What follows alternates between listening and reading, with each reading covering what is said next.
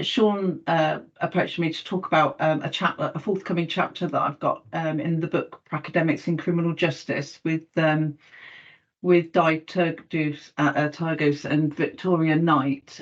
So what I've done today is I'm going to talk a little bit about the chapter and some of the findings from there, but in particular something that I touched upon within it, but is actually going to be sort of the basis of my next article around sort of pracademics, specifically in policing.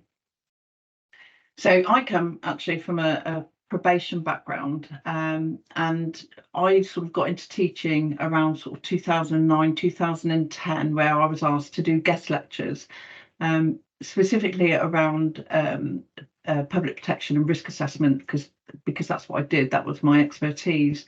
I worked with high risk of harm offenders, and I managed a team of probation officers who worked with some pretty nasty people in the community. And I realised at that point, actually, that the reason the University of Northampton, it was at that point, asked me to do that is because I had that practical expertise that perhaps they didn't have within their own sort of teaching group, and that I could add some value to their programmes. So I had a whole sort of host of knowledge that I'd gathered over the years, that sort of understanding that went beyond what sort of police training was at that time. Particularly, it was all sort of ipple-dip. But the University of Northampton was sort of quite innovative. They had a foundation degree in policing that the Northamptonshire Police sort of were really invested in, and that was a really sort of new thing at that time. I also taught on a applied criminal justice program as well, which I really enjoyed because it was a mixture of criminology sort of students and people from practice. So that's when I really became interested in who Pracademics were and started to identify perhaps a little bit in myself that that's who I was. So a definition of Pracademics that I sort of aligned to, I guess, is in the work of Posner in 2009. And he sort of saw it as somebody that could switch, sort of had a foot in both camps, if you like. More recent work has defined this as somebody who's working in academia, but has had that sort of practice time like me. And so for the purpose of the bit of research that I did for this particular chapter in the book, was much more about transition and why HEIs were interested in people like me teaching on their academic courses. I wanted to sort of really begin to understand what the experiential learning does, to bring the two together. So what was that interconnectedness that was being recognised, I felt, but actually wasn't being articulated perhaps in a way that I could fully understand. I mean, we know that the pracademic now, whether that's somebody in practice and teaching or somebody who's been in practice and is now teaching, has grown exponentially in the last sort of 20 odd years. And that's across a wealth of different sort of vocational programs. So when I started looking into the use of pracademics, I found some literature written by an engineer who had moved from practice into teaching engineering, and a social worker about their experience, and about why they made that transition, and what they felt they brought to the party, really, and what obstacles there were. So it was really interesting to see, that they have been employed to work with the students, most specifically on work-based learning elements of the programme, as opposed to the academic. Their sort of part was invested in the practical skills, that transferring practical skills from the classroom into the practice setting. So they were bringing a reality, if you like, to the jobs that the students were hoping to eventually go into. Interestingly, I didn't find anything about similar experiences for police officers. And although with a probation background, I've been working in higher education with the police now since 2011. I left when Chris Grayling sort of split up the probation service and could see that it was all going horribly wrong. But my interest in policing was particularly because I knew that they only had a very sort of short course of training, and yet I'd gone through a 2-year degree, holding a caseload, and a whole host of diploma and all sorts of things. So I was really interested in how they were making decisions and what they were based on, because I knew what my basis for problem solving and being solution focused was. So in policing, the introduction of the PEQF was a really sort of pivotal moment for me personally, because I thought eventually, or finally, there was this recognition that the police needed more than ever to have their training grounded in education, and education that a higher education institute could provide. So suddenly the evidence-based policing movement sort of really took off, and the curriculum is designed to take account of that evidence-based practice.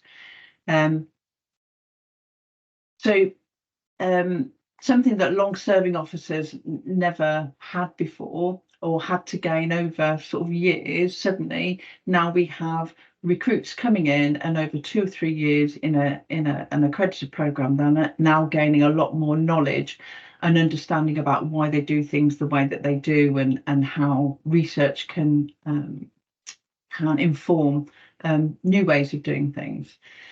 So the College of Policing felt that by introducing HEs into those routes from sort of 2018, they've really begun to recognise and acknowledge all the skills and knowledge that police officers have in a much more sort of accredited way, the way that they do with probation officers, lawyers, nurses, paramedics, etc. So from UWE, I joined in 2019 at the launch of our very first apprenticeship, and we worked with Avon and Somerset Police. And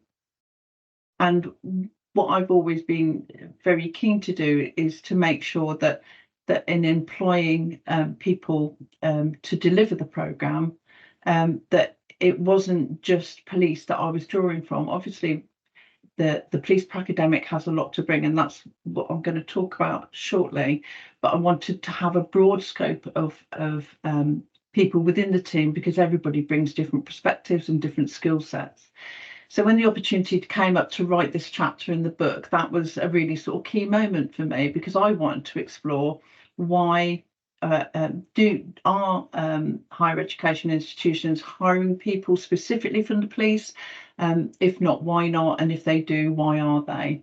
So went through the normal sort of ethical approval with the university and designed a Qualtrics survey that I sent out through UVAC, the University Vocational Awards Council for Policing, specifically the apprenticeship, policing apprenticeship.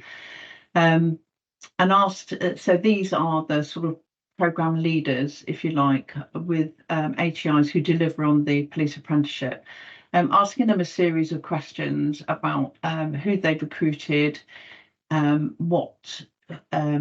how many of their team come from a policing background, if they knew how many years service they did, why they targeted them, which and what was the outcome, sort of what impact did these Pracademics have that were part of their teaching group. I got a reasonable response, 26. Realised that that's sort of slightly below the average for emailed surveys, but even so, there was a fair bit of textual responses in there, and got some really sort of good data. And taking an exploratory sort of approach to it, that I have some demographics in there, but the main part was sort of were open questions where people could actually sort of write down reasons and opinions about the people that they've employed and how they'd approach their recruitment process. So I got some statistical and textual results. and that was to help understand the positioning then of pracademics in the universities and how they're perceived in their roles by the people that they're working for. It was a small study, so it didn't require the same level of intensity of examination and reflexivity perhaps that you might get in a larger project, but the same level of scrutiny was applied. And the results sort of came out with three main themes, but within those themes, and sort of it sat on the periphery really, which is why I'm going to write about it separately, is this idea of value. So we'll take a brief look at the themes. The three sort of main things that came out were the actual numbers and composition of the teaching staff groups and their backgrounds. Theme 1 showed that actually more than just over 2/3 were ex-cops. They were pracademics, and so a third was made up of academic staff, all staff or pracademics who came from other disciplines or practice backgrounds. So things like the National Crime Agency, I think there was a couple who'd come from the private sector in criminal justice. And about 75% of our of the HEIs stated that they deliberately advertised for police people with police backgrounds, so police pracademics, and they suggested that the reason they did that is there was a perceived value that they could bring from their practice side, but there was also this idea that they would have to sort of reskill them. Because they wouldn't be able to teach in the same way that that their academic peers could. Some of the reasons then that they're around this prevalence, I've just put a couple of things for each theme really that came out. And you know, one of the highlights I think that on the third one that many didn't have HEI experience. They felt there was this feeling that that was a burden because they had to train people up, and training takes time. Doing the PG Cert or PG CAT takes time, so they didn't feel perhaps that those pracademics from policing were competent enough to teach, and yet the recruitment strategy was to recruit from people with policing backgrounds.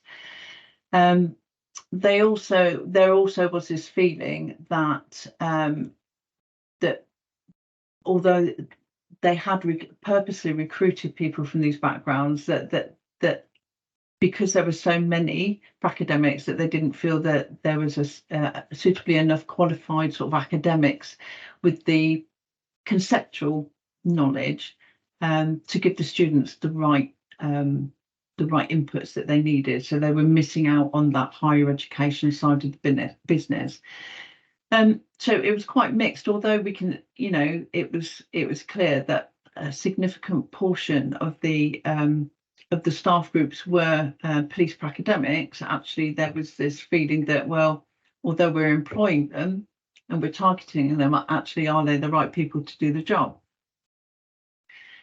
The second theme was relatability. So this relational connection is within the context of policing practice, and this is the shared experience between the pracademic of attending incidents and dealing with the offender and victim community, and being faced, you know, with some of the most difficult situations and circumstances that those who aren't engaged in the criminal justice sector wouldn't have experienced.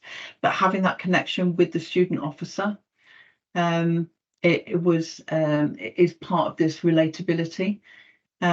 It's also in connection within the sort of cultural factors of the police, so the police family, the police community, that sort of collective language and meaning that perhaps is only really understood by police members. And overall, the participant responses were very positive about this relationship that the students and pracademics had.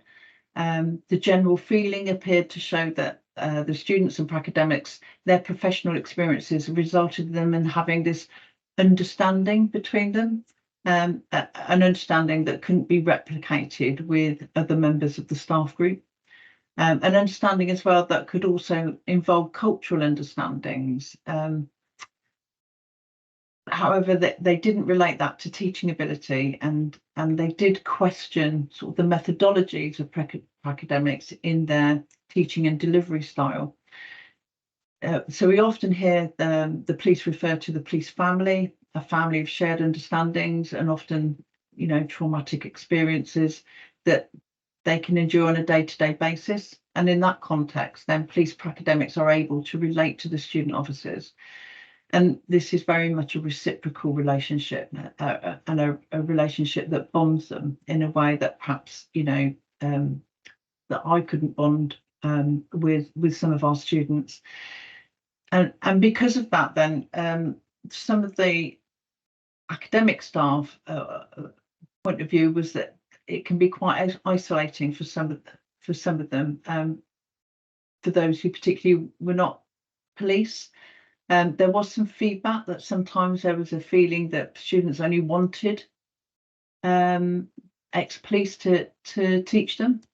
And again, that can be very isolating and demoralising to the academic, because, you know, they have a lot to offer, but they didn't feel that because they didn't have this connection, that the feeling was that they weren't being accepted or being felt as credible. It's interesting to note as well, it's been highlighted as a gender issue around this, and that, you know, that might be something that is worthy of further investigation. So there were some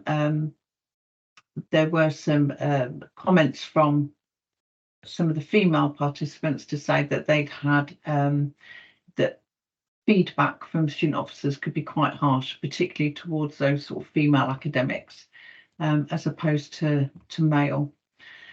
But there wasn't enough evidence really to follow that up in any great depth, certainly not at this point. The last theme was balance, and this final theme sort of unites really the first two, and this idea of a collaborative approach to teaching on the police constable degree apprenticeship. Supports the idea of Morial and McCabe's idea of cross-fertilisation, sort of between academic and practical faculty. It acknowledges the benefits of the Pracademic, but it also the need to have that academic contribution. And that's because academics are very good at ensuring sort of wider views and perspectives are considered and debated in an objective fashion. And this is summed up really by participant 2, who, when they answered the question, are there any drawbacks in employing staff from practice? They responded by stating, only in the sense that I think it, being teaching, needs to be balanced. And so having that balance within the team draws together the first two themes of prevalence and relatability, and that there needs to be a balance between the type of staff, their experience and perspectives when teaching police. And that's recognised by sort of criminological academics, of whom we have many who teach on our current programmes. So all three of these participants identify the need for a mixed group of teaching staff that can complement the different areas of the curriculum and the overall credibility of the programme. So both as a programme that can teach police to police, but also that has the academic quality as an undergraduate degree. So that was felt was really, really important and really achievable with these mixed staffing groups.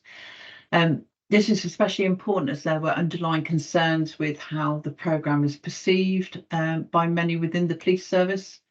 So there's still that resistance within the police service from some areas. And some of the responses included words and phrases like, they're resistive, culture needs to change, and there's still a lot of contested areas of the new college policing routes. And that's sort of really aptly summed up by participant 2 and 4, I think, respectively, in their responses, suggesting that most students do not want to do this degree, bearing in mind this research was done a couple of years ago. I think that's changed quite significantly now, and that academics tend to bear the brunt of some of the student dissatisfaction around that. So this final theme sort of brings together the idea of having relatable staff, the pracademic, and those whose skills are primarily in the scholarly element of higher education. It appears important to create this balanced team that can offer sort of that equilibrium in teaching delivery and operational experience, and that blends together then to form a programme that's occupationally and academically viable, but most importantly, acknowledged by the police leaders of all ranks. So this really struck me as something that, despite some questions around the abilities and ethos of the police pracademic teaching, that the HEI did see value in them being there. I mean, after all, they made up 2/3 of the teaching groups on average. And this sort of really related back to the engineer and the social worker, that their articles that I read right at the beginning of this journey, which indicated how students related to them and how they were able to bring a realism to the teaching. So the value that the police pracademic brought was really sort of a subliminal finding. It wasn't actually spoken about, but if you triangulate what the HEIs are saying and what they're doing, and then sort of feedback that we've had from students, and then and feedback that we get from pracademics actually within their work, what we found was actually that there is 3 particular sort of strands around value in police pracademics, and that is their credibility, their criticality, and insider insight. If I just explain these in just a little more detail, I don't know how much time I've got. Tell me how much time I've got, Sean. You've got around about 7 minutes. Oh, right, okay. So the value then, HEIs obviously value the pracademic because there are so many of them. They target their recruitment, and they recognise that they can operationalise sort of criminological theories in very sort of practical settings, that real world teaching.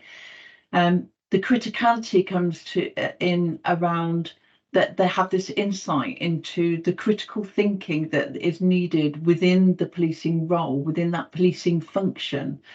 And the academic part of that obviously is reflective practice. You know, we talk about sort of reflecting on and reflecting in practice, and it's that is the value that they can bring. Realism to the conceptual learning, the credibility is around the teaching and learning and the students. That connectedness that the students are feeling, that reciprocal sort of understanding, helps to bring a credibility to the teaching and learning. And perhaps, although, you know, that I'm sure there's an argument against, but that empathy of organisational culture, you know, those nuances that are particular to the police organisation. So having that insider knowledge, although, you know, that there are lots of arguments around sort of Kantian and cop culture and how actually that can be disruptive. Understanding experience of trauma and resilience is, again, that insight to the inside is a real value that our police pracademics can bring, and not just police pracademics. I have to say, you know, there are people from other sort of areas of criminal justice that have just such insight. It's just a different type of trauma perhaps that they encounter within practice, and perhaps not as regularly, but suffice to say that I think most people who work, I mean, you look at the prison service and we're already seeing how many attacks there are on prison staff. You know, just that sort of personal trauma is a regular thing, and this is, you know, gone much more national now. The Coalition for Canadian Police Reform are really interested in pracademic, and I think one of my Canadian colleagues might be in the room who's done a talk with them recently about sort of, you know, the value of pracademics within the police teaching environment, and they're sort of looking at the same, you know, they're looking at the same type of reform in their professionalisation of policing out there. There are some difficulties highlighted, and these are, you know, that straddling across two roles. How do you maintain your credibility in both camps, and can you maintain your credibility? And if you leave one camp, how long does your credibility last for, and how can you, you know, maintain that? Fitting into an academic community can be very difficult. And, you know, there's this publish or perish sort of mentality, and feeling an outsider in a discipline, even though you know that you're bringing insider knowledge. Imposter syndrome, and I see that with a lot of my own staff, and could quite honestly say that I've suffered with it myself in certain places. You know, that you have this identity dissonance about who you are and what you're achieving and what you're able to do sort of successfully, and how successful you are really at doing the job that you're trying to do. And then external resistance to new policing programs. You know, there has been mention of perhaps some of the HEIs sort of enjoying what policing brings in terms of, you know, financial benefits, but actually sort of our social sciences a bit more resistive to having policing in there, despite the fact that sort of the criminological element of the evidence base is very key and central to policing teaching.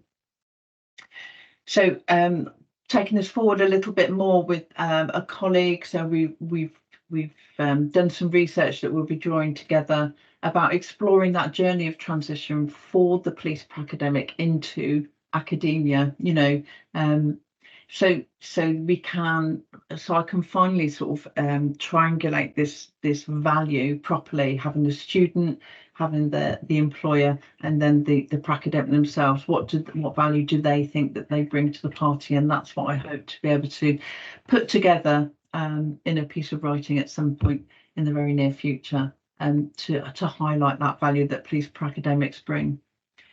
So just in conclusion then, the chapter itself concluded there needs to be a balance, and I think, you know, if we need to reassure that programme credibility and integrity, we need to have that balance. It highlighted the need for police Pracademics, that they need to be there. There are certain elements of the police teaching that we need to have people with that particular background, but also because it sort of bonds them. There is that bond there with the students.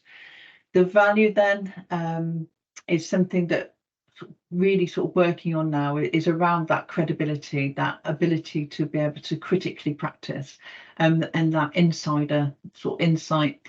And then this further research looking on the transition and acceptance of Pracademics into HEI, particularly police. Nobody seems to like the police, not quite sure what that was all about, but yeah, a very difficult discipline to integrate, I think, for various reasons, but hoping that by providing sort of this further research that will help develop a much wider understanding.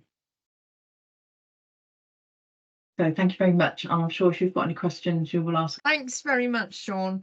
I'm going to move across now to talk about the probation side of things. So my name's Jill Dealey.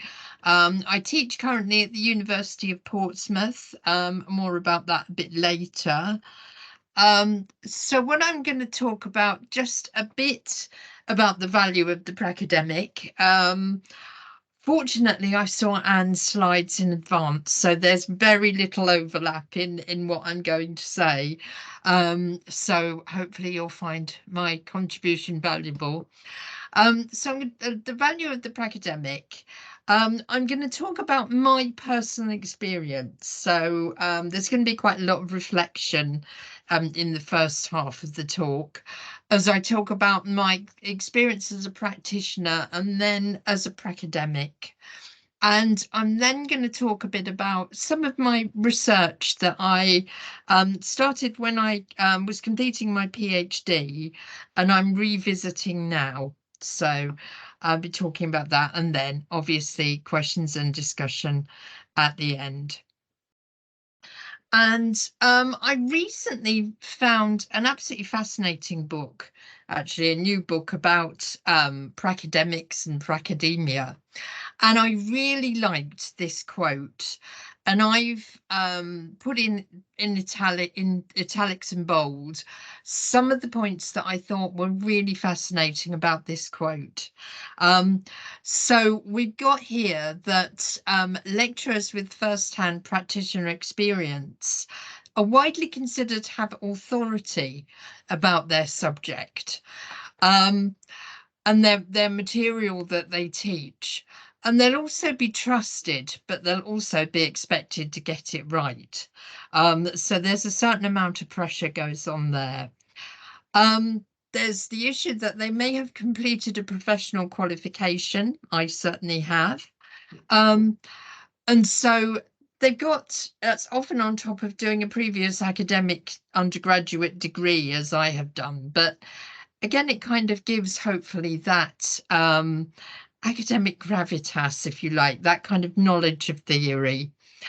And the professional qualification of whatever type it is, but I think this particularly resonates for me with probation, is that it demonstrates a level of understanding, and it shows that I, as a former probation officer and now a pracademic, have a set of skills that I used in my job, and now I can use to help other people develop the skills to be probation officers or to be members of other professions in the criminal justice sector. And it also gives a level of understanding that I can reflect on. I can reflect on things that I've done that can help students to understand the good points about being a probation officer, but also the kind of more problematic points. So it kind of helps to give them a rounded view of what the job of a probation officer may well be like for them. Now, I found another article, and I just noticed actually that one of the authors of this article is actually on this call, which is slightly daunting, but I hope I'll kind of do her work justice. So there were two issues that really struck me. The notion of professional values, and this was a point that was being made around how pracademics will, when they've transferred to working in higher education, they'll still keep on the value base of the former career that they were in. So, you know, in some ways, with being a former probation officer, that gives me a lot of discipline, actually, because I had to manage a very varied caseload that were at different stages of their probation journeys. I was doing different tasks at the same time. So, you know, that is also very true of academia, isn't it? But also kind of an ability within me to foster reflection in my students, because as a probation officer, you have to do a lot of reflection. You have to discuss your caseload with colleagues, you discuss it with your managers, particularly if there are any key issues. So a kind of very well developed sense of how to reflect, how to pick up the key points in an argument, in a case, and kind of put them succinctly. And the second issue that I really enjoyed in this article was that of professional esteem. And a strength that pracademics have is applied learning and problem solving. And some things that I used to do, I used to use a lot of contacts in the field. So I'd get people that were doing specific roles in probation or in the police that had worked in multi-agency work, child protection, to kind of illuminate these aspects of the curriculum for students. And also sharing my own professional experiences. what I've found really with students is that they do quite like an anecdote about cases that I've worked with or experiences that I've had, and that can kind of really help. And I've taught criminology students who aren't specialising in probation in any way, and I'm also currently teaching people that are training to be probation officers. So there's kind of a different focus for them, but this sort of shared willingness to actually take on board experiences and actually learn from somebody who's been there and done various things. So my experience as a practitioner, I started off kind of a bit of a sideways look at the criminal justice system, as I worked in the homelessness field from 1998 to 2000.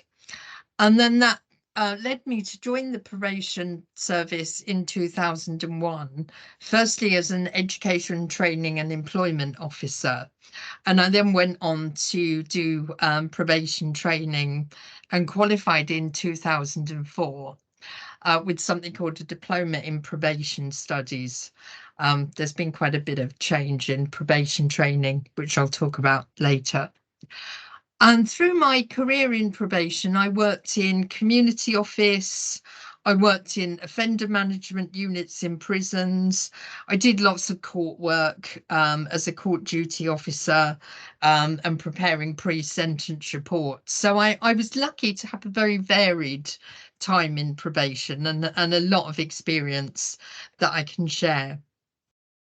I also worked through the transforming rehabilitation process, which Anne mentioned briefly, which was an extremely difficult time for the service.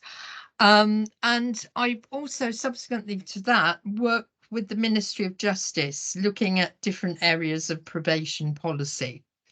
And I'm now teaching on the professional qualification in probation at Portsmouth University. So I've done a lot as a practitioner. And my role as a pracademic has been equally quite varied, actually. I undertook a PhD in criminal justice, and that was looking at how the probation service works with sex offenders in denial. And I have to say, there is no way I would have come up with that particular project had I not been a probation officer, because it was kind of working with that particular offender group and seeing how difficult that work can be for a variety of reasons that actually made me think I'd like to actually explore this, and I'd like to see why it's so difficult and what I can learn about this. It's a bit of an extreme thing to do, actually, starting a PhD in that sort of situation, but there you go.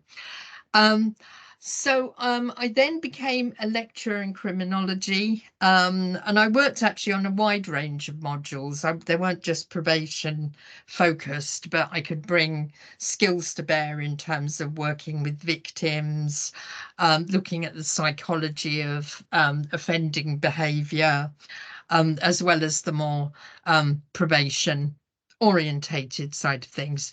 And one sort of offshoot I did for a while was working on miscarriage of justice cases, and that was actually looking at materials from criminal trials to actually kind of see what there was in these materials that we could, if we could find any gaps, any issues that might lead to an appeal.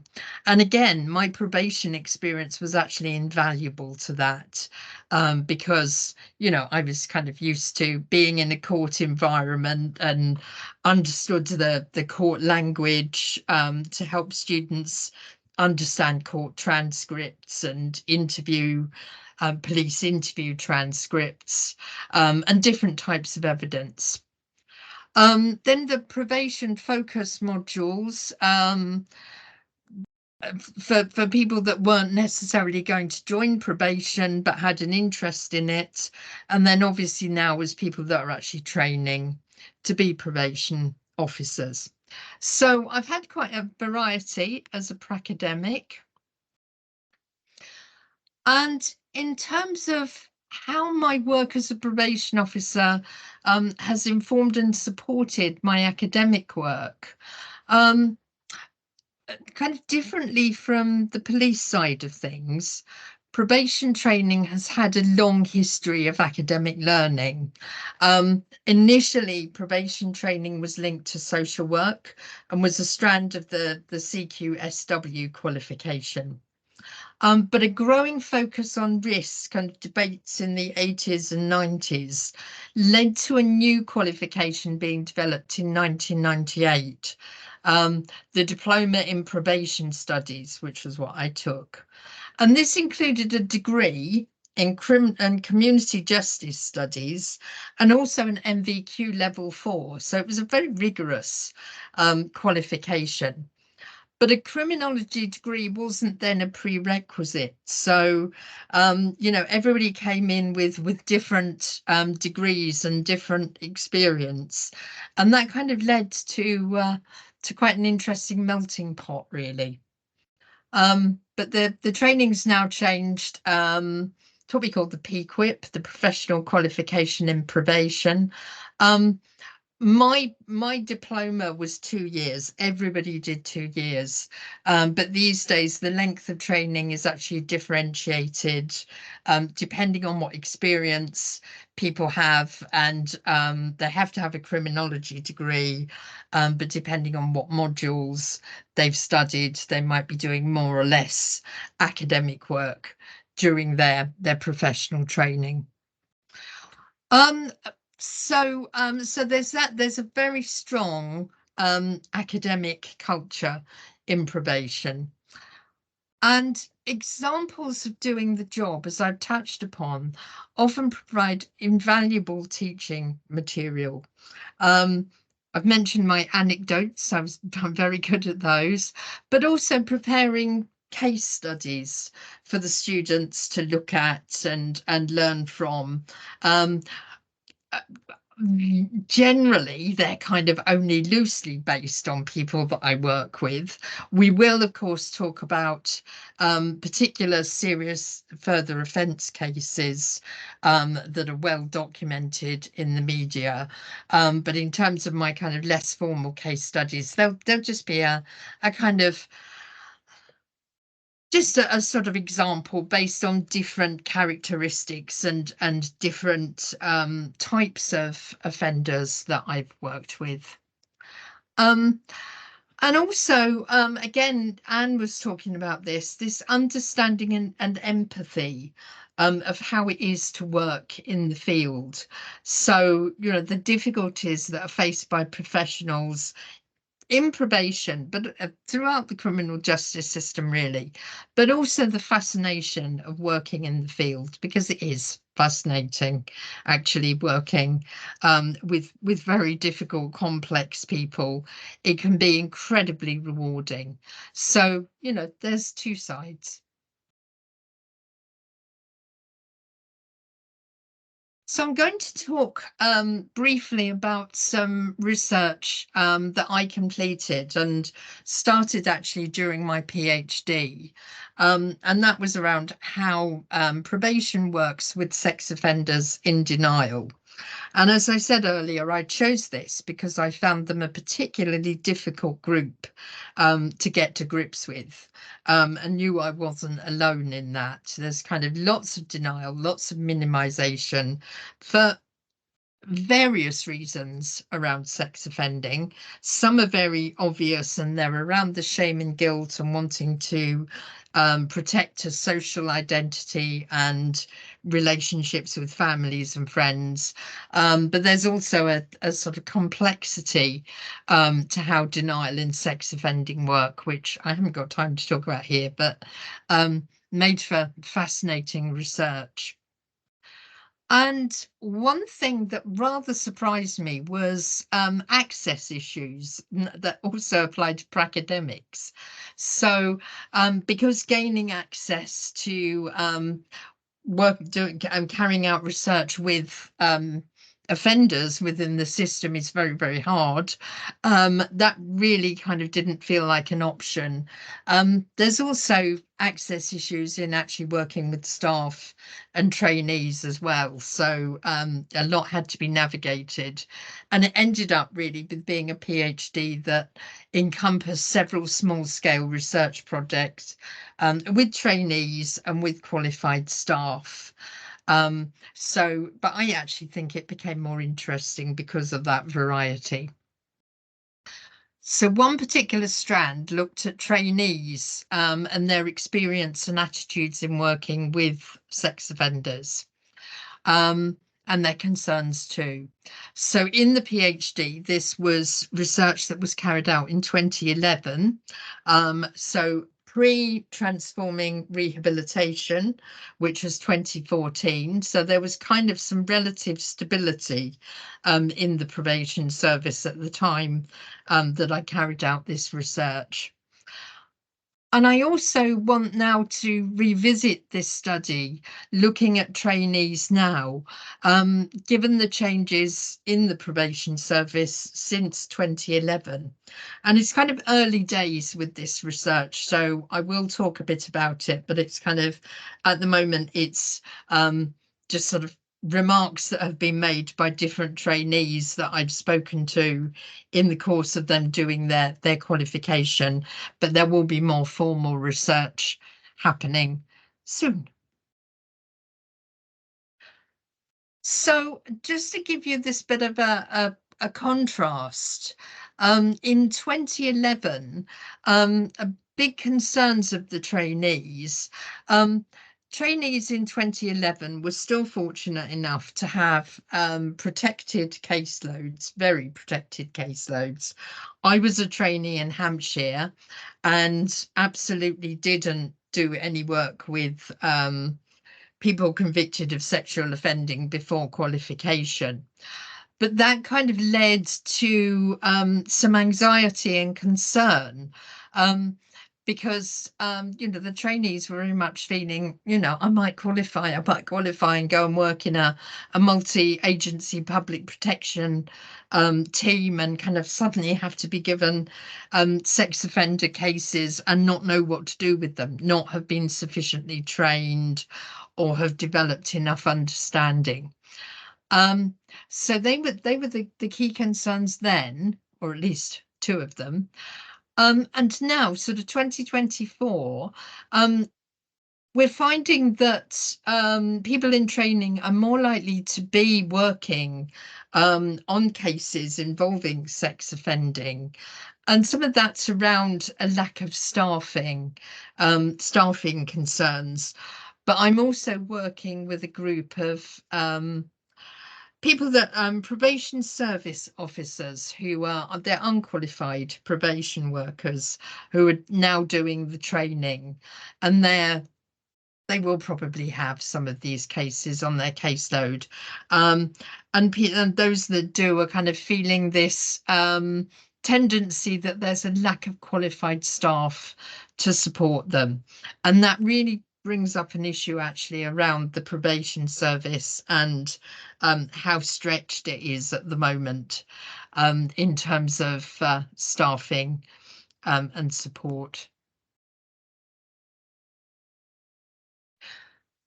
And so, yes, these implications. So there's been a lot of change in probation in the 21st century. So it was more localized in 2000 when I joined. Then in 2001, there was the forming of a national probation service, which was heavily risk focused. Used a lot of accredited programs. There was a lot of actuarial risk assessment, a tool called Oasis. Subsequent probation trusts, then increased voluntary and public sector involvement in the service. And then in 2014, this became, under transforming rehabilitation, a 70-30 split, with 70% of the probation service being put out to tender to voluntary sector agencies and private sector agencies, while 30% remained under the government, and that was really the court side of things, and very high risk work kind of stayed in a centralized service. Then there was a process of reunification in 2021, where most of, well, all the services were put back under one umbrella, called the probation service. But the thing about all this change is you get a lot of staff turnover, and a lot of churn. So, you know, with each iteration, with each new way of working, staff kind of were saying, well, actually, you know, this is all too much, all this change, it's too much. It's not the service that I wanted to work in, that I've been happy to work in. So, you know, people will leave, and in varying degrees get replaced. But what it's resulted in is an experientially young service. The majority of people that work in probation now have very little, you know, kind of around sort of 2 years experience, I think, is a kind of ballpark figure. When I worked in probation, there was kind of always somebody there that had, you know, worked there for years and years and years and had experienced everything that was likely to happen in some way or another, or knew somebody who had. So, you know, they were like oracles, really, kind of supporting trainees and less experienced members of staff. But there's less likely to be that now. There's less likely to be that kind of, you know, office elder, if you like, that kind of supports staff. And not surprisingly, this is causing concerns with regard to support for practitioners, particularly those in training and new to the service. But of course, also that has a knock-on effect of concerns with regards to caseloads and the quality of case management. So, you know, that's a massive issue that the probation service is having to work with at the moment and deal with. So that's my sort of whistle-stop tour, but some concluding thoughts that I have. So through their knowledge of practice, but also I'd add their academic training as well, probation pracademics can provide vital insight on current issues in the probation service and working with people on probation in various ways, but also future concerns. So, you know, there's also, you can kind of almost predict, you know, what's going to happen, you know, given the kind of staffing issues at the moment. But also in terms of offending behaviour as well, you know, different types of offending that are sort of coming up now, cyber related crime, for example, is enormous. It wasn't when I first started training, but, you know, because I've kind of had that training and that ability to be able to sort of think through situations, you can kind of see where things are heading a bit. And a combination of theoretical understanding and practical experience, I would argue, leads to much valuable teaching and research on probation issues. There are quite a few academics who have been probation officers who are writing very eruditely about the issues within the service at the moment, and they're providing a lot of food for thought, and also obviously inputting that into their work with students as well. And I'd just leave you with the thought that sharing experience, sharing those professional experience with students is important to build understanding and confidence in future professionals. There's kind of I was talking actually to my PhD supervisor the other day, and we were saying that the kind of lack of support in staff within the probation service actually kind of does put more of attention on academics to actually be able to kind of talk knowledgeably about different situations, and particularly in terms of risk scenarios. So kind of being able to input that practice experience, I think is actually vital to people that are contemplating working in probation and other fields in criminal justice. And I think that's me done. That's just my references and any questions and comments.